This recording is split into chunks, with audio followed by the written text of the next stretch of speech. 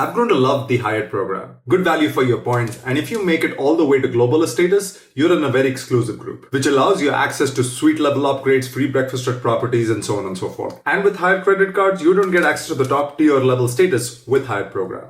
However, there are reasons why people dislike the Hyatt program, and in today's video, we'll cover 3 top reasons, according to me, as to why people dislike the program. If you're new to this channel, my name is Abhi, this is Credit Debit with Abhi, and like we do in all of our videos, without further ado, let's dive in. The number one gripe I have, and I think a lot of people should have, is that Hyatt doesn't offer you free breakfast if you're an Explorer. Let me explain. Hyatt has 3 status: Discoverist, Explorist, and Globalist. With the Chase Hyatt personal card as well as the business card, you get access to Discoverist status. That gets you access to bare minimum benefits like free water, premium Wi-Fi, room upgrades within the preferred type when you're checking in. The one key benefit that you get is the 2 p.m. checkout that you get with Discoverist status. And if you are staying your way onto Discoverist status, you need to stay a total of 10 nights. Which then brings us to the Explorer status.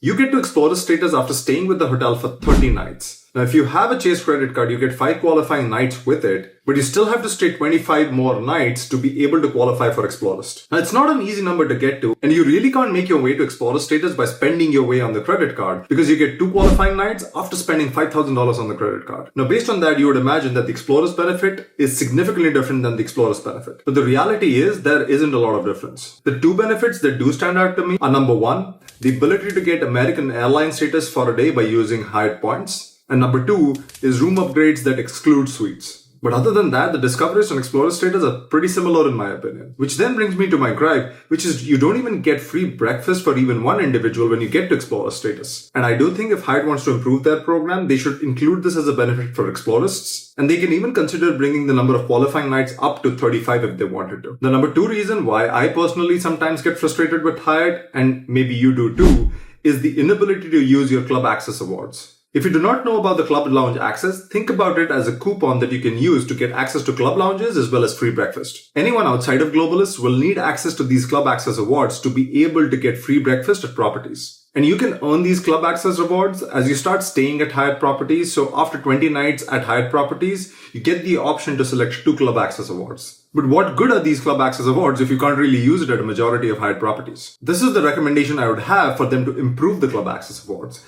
They should qualify the Club Access Award as a Club Access Award or a breakfast benefit. And this kind of ties into my gripe number 1. So if Hyatt allowed you to choose Club Access or breakfast for properties that do not have Club Access, that would make the value of these Club Access Awards much higher. And I'd argue that if they offered these as free breakfasts, a lot of people would be willing to stay at Hyatt properties to get to the qualifying nights such that they can select Club Access Awards. But that's not the case right now. The third gripe I have with the Hyatt program is the inability to use points to be able to book Mr. and Mrs. Smith properties. And in the few instances that you can use your points to be able to book Mr. and Mrs. Smith properties, the point requirements are outrageous. Contrast this with Hilton, which now partners with small luxury hotels, which was earlier a part of the Hyatt program.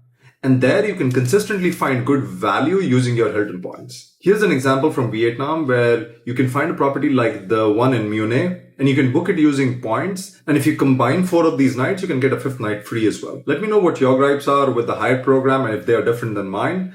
And as always, I'll see you in the next one.